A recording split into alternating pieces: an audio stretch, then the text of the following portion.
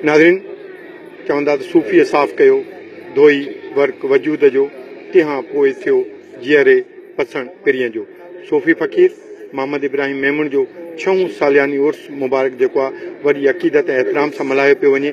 अचो त हिन मेले में हिन उर्स मुबारक में आयल फ़क़ीरनि खां मालूम कयूं त हीउ जेको फ़क़ीरी रंग आहे उनखे हू कीअं था ॾिसनि। मोहम्मद इब्राहिम असांजा उस्ताद बि हुया ऐं सूफ़ी फ़क़ीर हुया, दरवेश सिफ़त हुया ऐं बाबा मोहब साईं सां हुननि जो तमामु घणो मोहबत वारो रिश्तो हो ऐं मोहम्मद साईं जा 2 तालिब हुया ऐं तसौफ़ जेका आहे सा आहे पंहिंजे नफ़्स खे मारणु, दुनिया जूं ख़्वाहिशूं ख़तमु करे अलाह खे यादि करणु, अलाह ॾे हलणु, ख़ल्क़ जी ख़िदमत करणु, सूफ़ीअ जा इहे कम आहिनि। हर हिकु साॻी नज़र सां ॾिसो जो जेको इल्मु आहे सो त वसी आहे, उन जी ॼाण एतिरी असांखे कान्हे। बाक़ी बाबा साईं मोहब जी सोबत में ऐं साईं इब्राहिम साईं अब्दुल गनी जी सोबत में जेकी कुझु पिरायोसीं त पहिरीं आहे इंसानियत, भलाई, ग़रीबनि जी ख़िदमत, तसफ़ जा जेके ख़ासि नुक़्ता इहे ई आहिनि। त इलाही हवाला आहिनि चाचे जी शख़्सियत जा, चाचे इब्राहिम साहिब जी शख़्सियत जा। त इन जी बुज़ुर्गी जे हवाले सां ज़ाहिर आहे जेको माण्हू हिन पासे अचे थो इलाही मरहला तय करे अचे थो, उनखां अॻु में इलाही पासनि खां उहो अचे थो त उन तरफ़ बि ध्यानु ॾियणु खपे। मुंहिंजे ख़्याल में उहो बि इलाही वॾो कंट्रीब्यूशन आहे चाचे जो। सूफ़ीअ जो जेको पैगाम आहे उहो हिकिड़ाई वारो आहे, ऊच नीच खे ख़तमु करण वारो सूफ़ी आहे। छो त अलाह सबके में वसे थो, हर इंसान में, हर उन में, वण में, अन में, पखपन में थो वसे। सूफ़ीअ हमेशह मोहबत जो ऐं हिकिड़ाई जो ॾिनो आहे दर्स।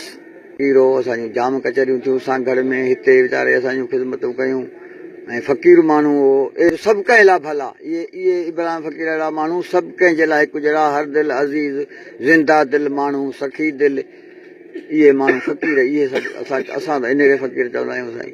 बाज़ार हुसन जे में मिले प्यार थो महांगो, पर अयाज़ आशिक़नि वटि मोहबत मिले थी सस्ती। मोहबत जेकॾहिं सस्ती थी वञे त पोइ इंसान जी ॿी घुर्ज जेकी आहे सो कोन रहंदी। माना इहा पूराई जेकी आहे इंसान जी हिकिड़ी पूराई आहे ऐं मोहबत जेकी आहे सो हिननि मैखाननि ते, फ़क़ीरनि जे आस्थाननि ते ऐं फ़क़ीरनि जी दरगाहनि ते इते ई मिले थी, इन्हनि जी सोबत में मिले थी, ॿिए पासे कोन थी मिली सघे। फ़क़ीर इब्राहिम जेको हो उहो मोहबत जो पैगाम ॾींदो हो, सूंहं जो पैगाम ॾींदो हो, सचाई जो पैगाम ॾींदो हो, जंहिंजे करे फ़क़ीर ते अॼु मेला लॻल आहिनि ऐं फ़क़ीर जेके आहिनि उहे इंसानियत सां प्यार कंदड़ आहिनि, हिन धरतीअ सां प्यार कंदड़ आहिनि। उन में हू बिना मज़हब जे, बिना रंग जे, बिना फ़र्क़ जे इंसान ज़ात खे जेको आहे अंदरि उजारणु ऐं इंसानियत सेखारींदा आहिनि।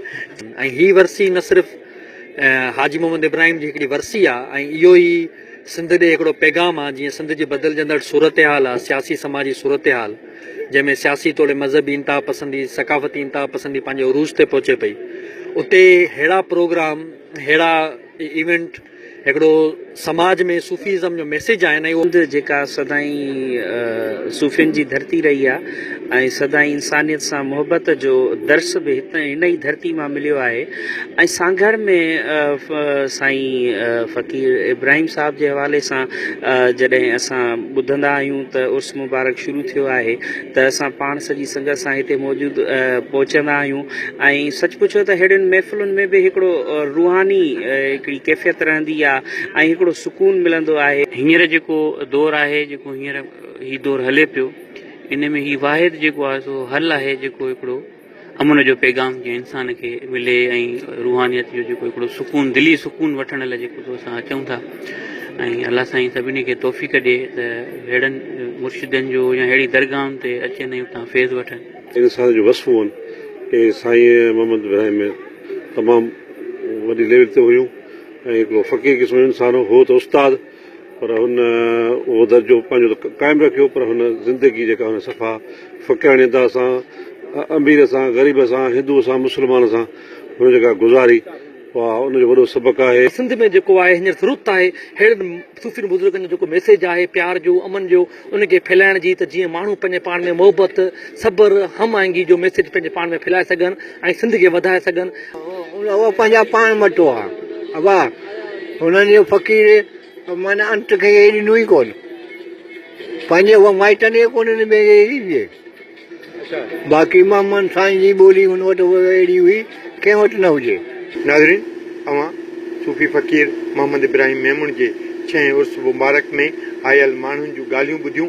हुननि जो चवणु आहे त हिन वक़्तु हिन काइनात में जेको असल मोहबत जो पैगाम आहे उहो हिननि सूफ़ियुनि वटि आहे ऐं जेसिताईं सूफ़ी आहे तेसिताईं इहा दहशतगर्दी सिंध में वधी नथी सघे। Aslam Memon, KTN news, Sanghar.